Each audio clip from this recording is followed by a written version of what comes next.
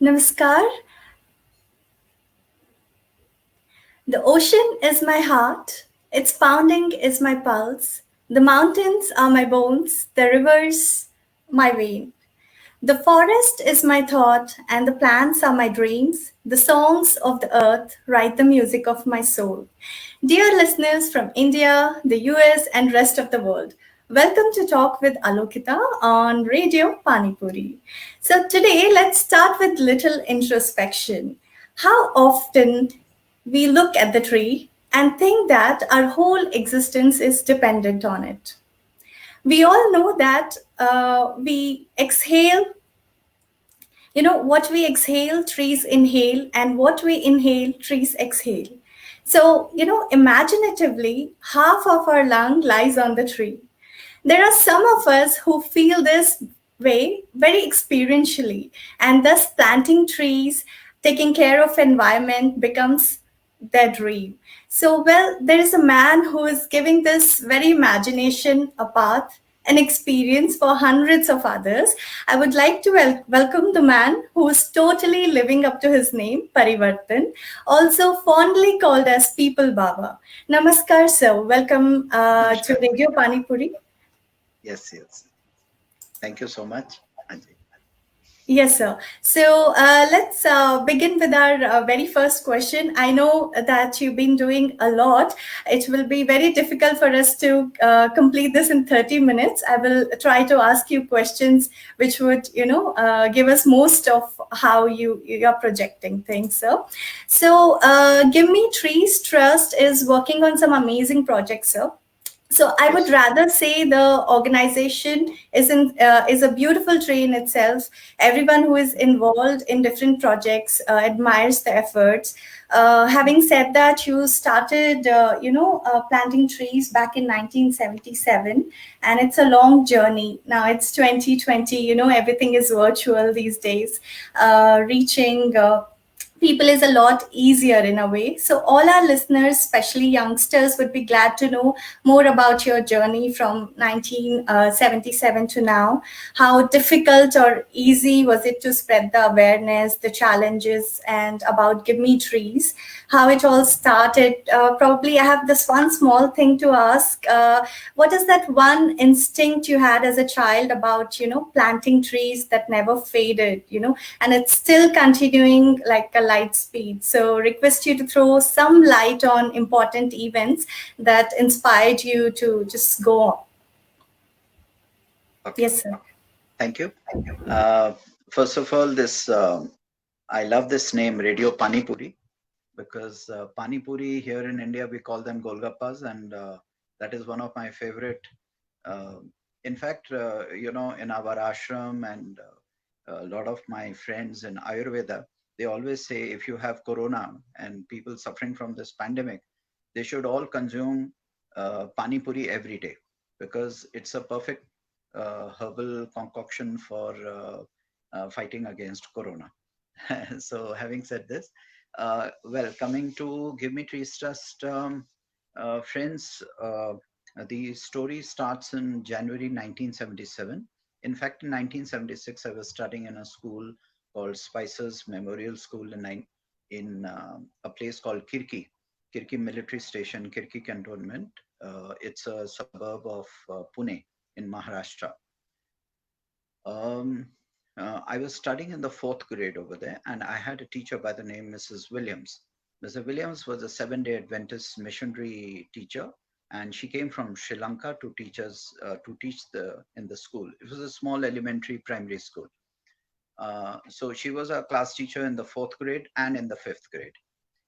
She would narrate a lot of stories on birds, bees, and butterflies, and she would talk about forests, she would talk about rivers and mountains, she would talk about the depleting ozone zone. Uh, uh, Even in 1976, 1977, she would tell us a lot of stories of traffic jams and the kind of rising levels of the ocean and tsunami. And we had never heard about tsunami, because tsunami was not, you couldn't even imagine what a tsunami would look like, not till recently, 10 years ago, when we actually experienced one. So she was almost like Nostradamus. So She would, and each and everything that she said in 1976, in 1977 has come true, because in these 43 years of my working life with trees, I'm at the age of 54 now, and it's been exactly 43 years that I've been planting saplings, I've been planting trees. I always say that I plant saplings because uh, to create a tree out of a sapling is a work of God. It is a work of nature. I can only look after it. My team, my volunteers, my community, our collaborators, our partners, we all can look after the sapling for 3 years. We do a forestation project or a forest site. We can look after it. We can take care of it for 3 to 5 years. But to actually create a tree out of a sapling is a work of beautiful engineering. It's a beautiful bioengineering. It's the work of God. It's the work of nature. It's only nature who can do that. Okay, fine. So it was, the date was 26th of January 1977.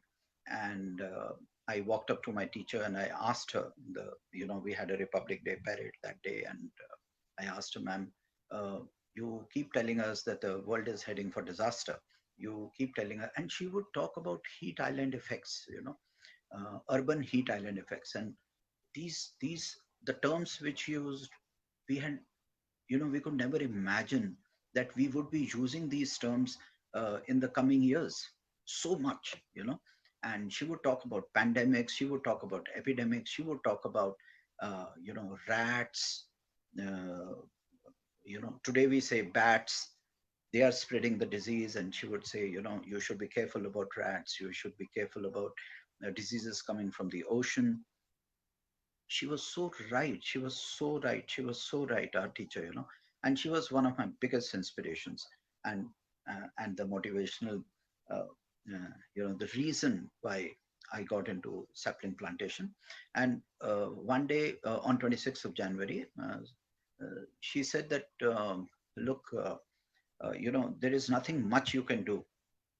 Nature decides what it wants to do with the world, but what you can do is uh, increase the tree count of your country, increase the tree count of your planet, increase the tree count of your neighborhood, increase the tree count of the forest around you, increase the tree count along the rivers, increase the tree count in your parks, in the children parks, increase the tree count on your highways, increase the tree count on campuses, in schools and colleges.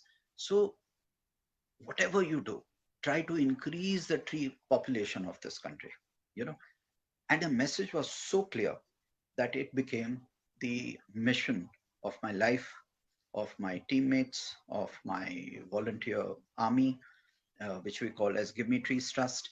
And it became the soul and the guiding principle to increase the tree count, to increase the tree population, and that too of indigenous plants, not of ornamentals and exotic plants and just for show and, uh, just because the plant looks visually appealing. No, indigenous, what we call as a native plantation. So this became this thing.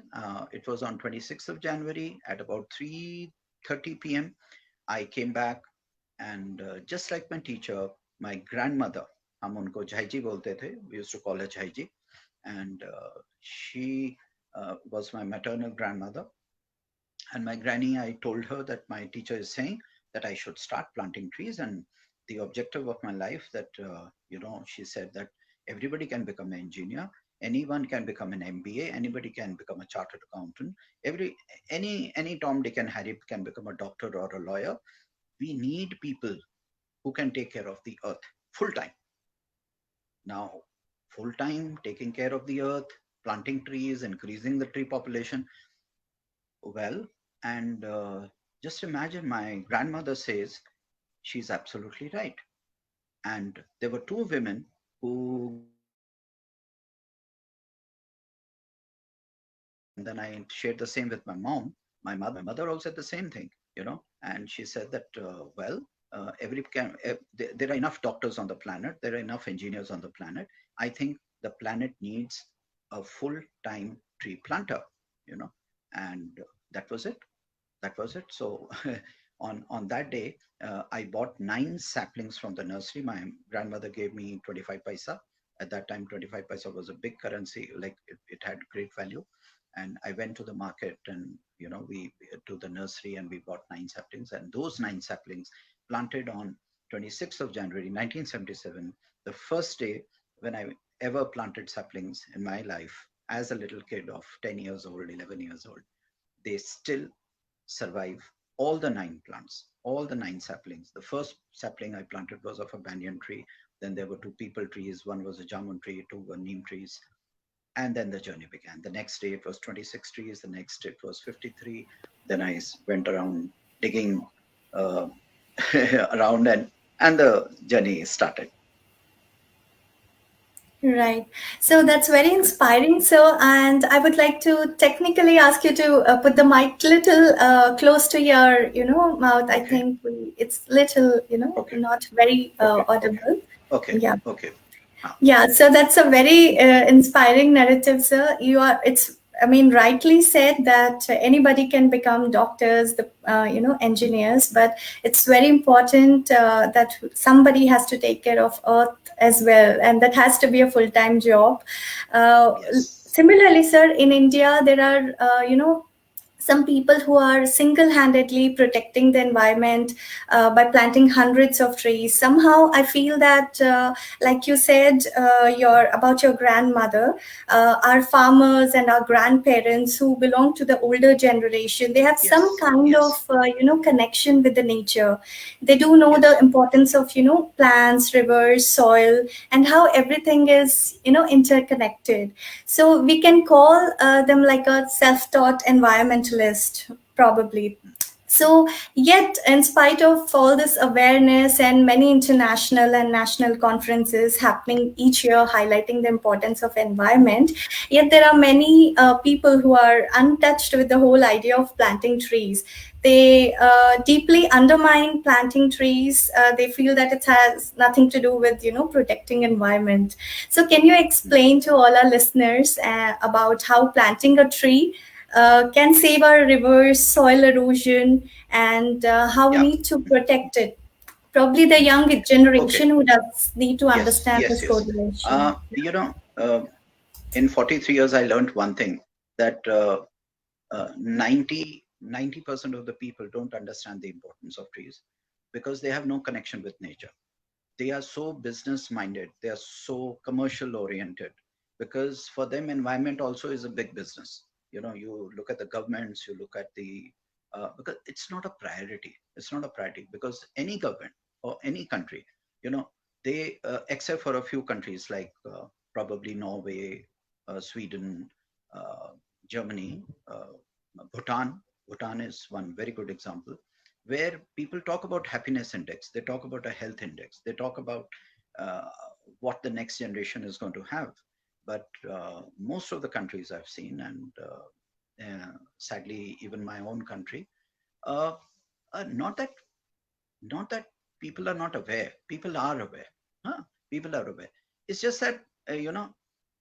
Um, it's just that they don't understand the seriousness of the whole thing. They just don't understand the seriousness of the whole thing until the time you have actually worked with the soil, you worked with the plants, you worked with the environment, you work with ecology, you work with ecosystems and all that. So then you understand that we are heading for real danger. uh, 3 years ago, very interestingly, 3 years ago, one of my first TEDx talks, I mentioned that my grandmother used to tell me.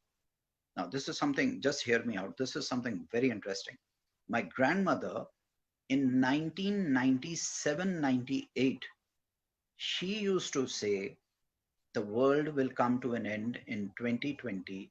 It will start to end and it will end in 2030.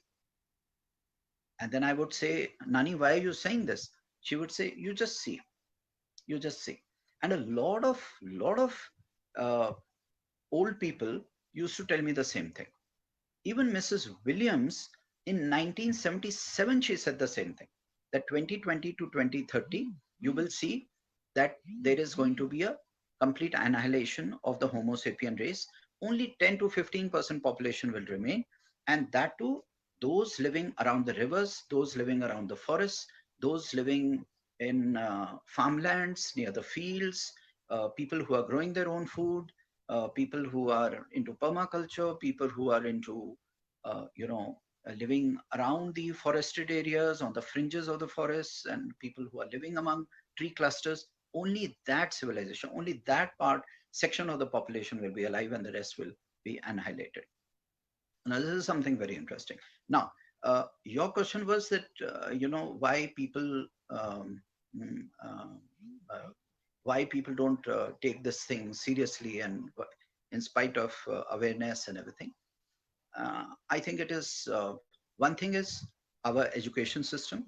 We don't give enough weightage to, if I have my way, I would make this subject, ecosystems and environment and agriculture and farming and looking after forests, a compulsory subject from grade 3. You need to catch hold of the children in the third grade, fourth grade, fifth grade.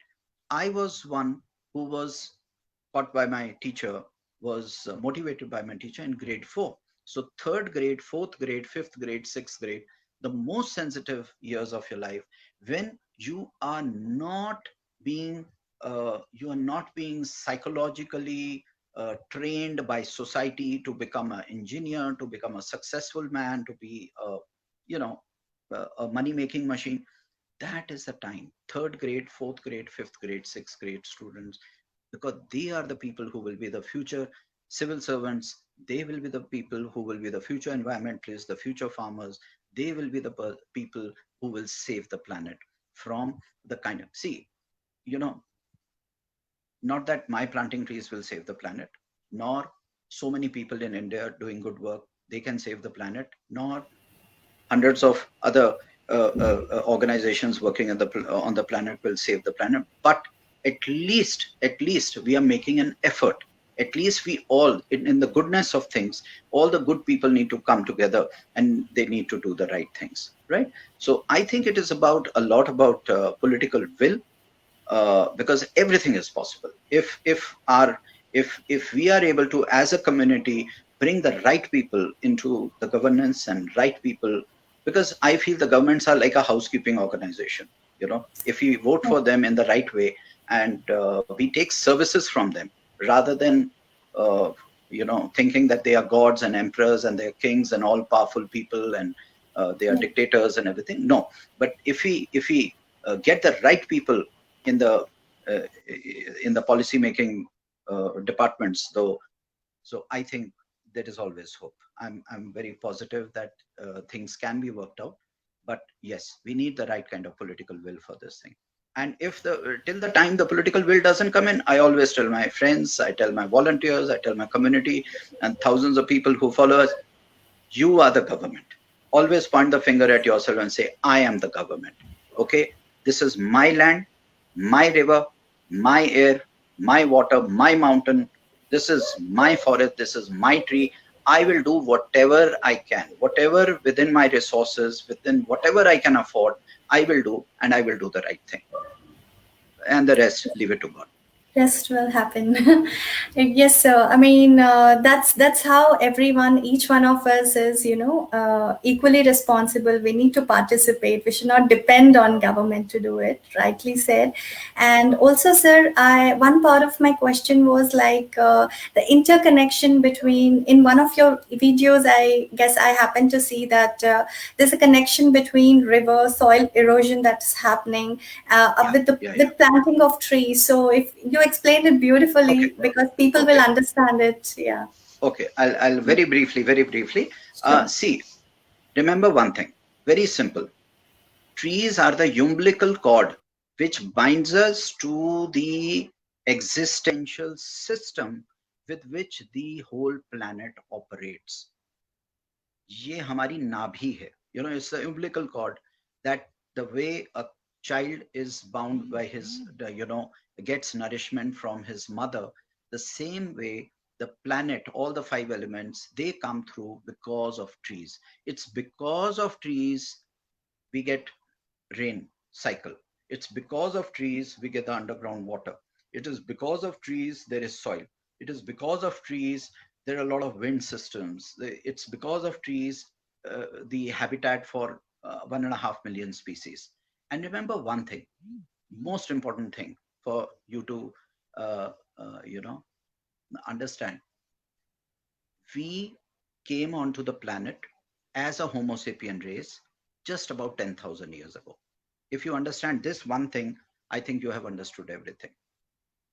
Trees, plants, vegetation. We call it the green consciousness. Here in yoga, we call it the Vanaspati Chetana. The human consciousness is Manushya Chetana. And uh, the vegetative consciousness, the green consciousness is the Vanaspati Chetana. This is 400 million years old. So naturally, they are much wiser than us. They were here much before us. They are the ones who created the planet. They did the cooling. They have seen the ice ages. They have seen the dinosaurs, the forests, the Amazon, the Siberian forests, the Polynesian islands, the equatorial island, the rainforests. They were here much before us. They have created all the elements. आज ये जो हवा है, the oxygen, the water, the oceans, the river systems, the mountains, the glaciers, the snow, everything has been created by nature. And trees, हम यहाँ पर जैसे like in India we call it पेड़ों की सरकार है. पेड़ों की सरकार है. It's the government of the trees. So if you go against the government of the trees, well, then you are in trouble. You are in trouble. You can't be jumping the rules of the government of trees. So ये जो पेड़ों की सरकार है ना, ये जो government of trees जो है, ये इसको you have to respect that. And it is because of this government, ये जो पेड़ों की सरकार है, it is because of this that you and me, we are talking today. Oxygen, there is nothing which can produce oxygen except for the planktons in the ocean, the green matter, chlorophyll, photosynthesis, and everything. 99.99999% is all because of the trees. You and me would not be sitting here talking if these trees are not there. So and because of these trees, the river systems are there. Because of the tree, पेड़ जो होता है, tree is a magnet for water. It is a tree canopy which brings in the rain. It is a tree canopy which will get the rain cycle going. It is the trees which keep the temperature control. It is like the thermostat. Planet's thermostat. It is all because of, we talk about global warming. You increase the number of trees, you see how the temperature comes down. So simple. People say that cut down on the factories, cut down on industries, cut down on biofuels, cut down on this, cut down on petroleum, cut down on diesel. Look, be practical. How can you cut down on all those things? Can I take away the air conditioning from your room? Can I take away the laptop from you? Can I take away the smart from you? Anything man-made, remember one, anything that is man-made creates heat and pollution. Yeah. Anything man-made creates heat and pollution. Anything that's natural absorbs heat and pollution. So you need to, man-made items, natural items. You need to increase the items. You need to increase the population of the natural items. Okay. So that is how the global warming can be taken care of. You need to have at least 40% of the planet under tree cover. You need to have 40%. Okay. There is a term called trees outside forest. Okay. I have been using this term for the past 20 years. Now I hear that this term is being used in United Nations and USFS. It's being used in America. Trees out of forest. I've been talking about this for 22 years. Reserve forests, wildlife sanctuary, national parks. This is the role of the central government. It's the higher authority. Where the community can get involved is the urban forest.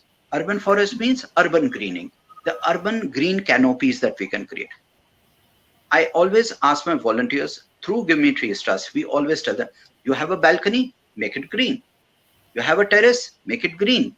You have a lawn, make it green. You have a park in front of you, have shade trees over there. Increase the leaf count, increase the green content, increase the number of trees around you, increase the chlorophyll around you.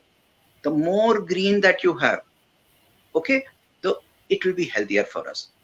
Tree is a standing ventilator, ma'am. It is a standing ventilator. You don't have to go to a hospital and take ICU into the intensive care unit and put oxygen masks over there. If you go under a banyan tree, if you go under a peepal tree, it gives you more oxygen than a ventilator. You know, so whenever we used to fall sick, my grandmother would always say, go take the, उस वक्त तो cots होती थी, तो cot, you take a cot, charpai, and you lie down under a neem tree and a peepal tree, and you sleep over there, and you will see that everything will be okay. Means you'll be healthy, you will feel healthy. In 3 days time, you will feel healthy. So these are the standing ventilators. And today what we are doing, we are chopping down pieces of land, we are chopping down the forest, and we are clearing the land, and then we are laying the foundation stone for hospitals, where we pay for the room, we pay for the doctors, and we go and pay for the ventilators. The ventilators are already there, right? So trees are directly, they are responsible for our wellness, our spiritual wellness, our emotional wellness, our psychological wellness, our physical wellness. It is not just about oxygen, it is about the whole being. You know, in Japan, we have forest bathing. You go to a forest, you take a walk in the forest. I'm sure in US, you have such beautiful parks. I keep watching on Google videos and everything. You have beautiful national parks and everything. So you go to these parks because you get close to nature. The vibrations of the trees, the aura of the trees, it's so healing. It's so healing. Why can't we understand? You know, we don't need doctors. We don't need health infrastructure. You need forest infrastructure. You need tree infrastructure. You know, a very interesting thing. You should do research on this, and you should even carry out a program on this.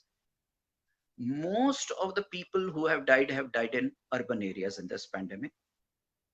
People living in tribal areas, people living in deep forests, people living on the fringes of the forest, hardly anybody got corona. Hardly anybody was infected with COVID-19. And even if they were, nobody died. Nobody died. You know, so only us who are living in concrete jungles, from here you can understand. So trees are magnets for good health. Trees are magnets for it's a it's पेड़ है तो सब कुछ है. कहते हैं ना, जंगल है तो मंगल है. You know, the moment we understand this, they are so important. They are so important. And my grandmother and my Guruji, I studied briefly in a Gurukul, and he would always say, you know, there were no temples over there, and he would always say one thing, that प्रकृति ही परमात्मा है, परमात्मा ही प्रकृति है. ये जो पत्ता घूमता है, ये पत्ता is the evidence, is a certificate that there is God. Just see the bioengineering. It keeps you alive. It is because of this leaf that you are alive. You are eating it, you are thriving on it, you know. And the whole, the entire, the Homo sapien race, and even the 1.5 million species, it's all because of the trees over there. So that is the importance of trees, you know. And ma'am, it is not about environment. I never introduce myself as an environmentalist or as an activist. You know, I'm a survivalist. We are talking survival, man. We are not talking environment. We can't we see we are heading towards annihilation? And what are we? We as Homo sapien race, ma'am, I can assure you, we are just a small little species. We are like 7 billion cockroaches running with laptops and smartphones in our hands all over the planet, thinking that we are doing something big. Something big is coming our way. Even एक चमगादड़ ने, एक bat ने पकड़ के हमारी सबकी सिटिविटी गुल की हुई है, सबकी पानी पूरी बना के रखी हुई है. I think if we don't realize this, then God save us. Yes, that is survival. I mean, there is nothing beyond this. So, It's yes. survival. So maybe we are heading towards my last question, because you mentioned about COVID-19. सबकी band बजा के रखी है. Sir, अभी COVID-19 है, so most of them lost their jobs. So do you think it's opportunity for everybody to, get into planting trees full time until you get it on with the economy? Probably. Eh, Do you have any such this is a projects for golden that? opportunity. This is a golden opportunity. Leave industries, leave factories, leave these businesses. Go back to your land. Go back to your land. Go back to farming. Go back to agriculture. Go back to your villages. Go back to your countryside. Grow your own food. Get into animal husbandry. Learn it from YouTube, learn it from courses, learn it from digital courses, whatever is available. Get back to the land, get back to your elements, get back to the person who lives off the land will never ever ever face recession. You need to get back to the land. We need to get back to what we were. Even India, जैसे हम हिंदी में बोलते हैं कृषि प्रधान देश था. It was an agriculture superpower. It was an agricultural superpower. 87% of our employment came from agriculture. It is not just about trees. It's not about just forests. Forest is just a part of the thing. It is the entire greenery. It is the entire greenery revolution. It is the whole, the green content, as we say. It includes vegetables, it includes agroforestry, it includes social forestry, it includes pisciculture, the fish culture, the poultry, animal husbandry, livestock management, it includes farming, agriculture, hydroponics, aquaculture, anything that's related to chlorophyll, anything and everything that is related to leaves, anything and everything that shows respect for the soil, anything and everything that shows respect for the land, the soil, the air, the water, you will never be harmed. And you will always be a happy person. You will always be a prosperous person. And you will be wealthy in the truest sense. And you will be, that is what real success is about. I think success means happiness and good health. If you have good health and if you're a happy soul, you're a successful man. Who cares whether who has millions and billions of dollars? Just look at these hospitals. Even millions and billions of dollars are not able to give them back their lives. So I think Yes. health and happiness should be, and health and happiness will come if we respect nature, if we respect our water, we respect our soil, we respect our trees, we respect our forests, and we get back to farming, we get back to agriculture. I'm not saying that everybody go back to agriculture and farming. No, all I'm saying is if you have an opportunity, do it. Do And it. don't get your children to become doctors and chartered accountants, and don't waste their life like that. Get them back to the land. Yes. Absolutely. So, sir, on that note, I would like to conclude that let's return to our lands. Let's start something which is related to the land.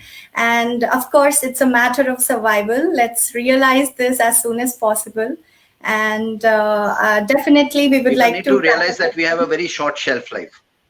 Yes, My parting small sure. little message to people is always Yes. calculate. My grandmother taught me one thing: on the refrigerator, on the cupboard, write down how many years are left. Like I'm 54 years old, so she would say that, okay, suppose your shelf life is 60 years. So how many years are left? 6 years. 6 multiplied by 365. How much does that count? Calculate to? It would be about 1850 days. So I have about 1850 days to live. Yeah. Okay, so what is the best I can do? Do I buy shares? Do I buy investments? Or I really enjoy life and I spend time with the soil, water, air, and my loved ones, my friends, my family members, and have a good time. So my parting this thing is that please remember we are all temporary over here. Our shelf life, we do so much of online shopping, और हम लोग हर चीज की एक shelf life ढूंढते हैं. हम अपनी शेल्फ लाइफ भूल जाते हैं. We always forget that we have a very limited shelf life. So if we understand that, so whatever shelf life is left with you, if you respect nature, you will have a happy and healthy shelf life then. Yeah. So maybe it was lovely talking to you, Parivartan ji, and I hope Thank I you. will catch up with you on many of your Same. upcoming projects. And Sure. I mean, we are temporary. We have a short self life, so we need to just work it out and do the best we can for the nature. Yes. Lovely talking Thank to you you. very much Thank for you. Thank joining, you. sir. Thank you. Thank you.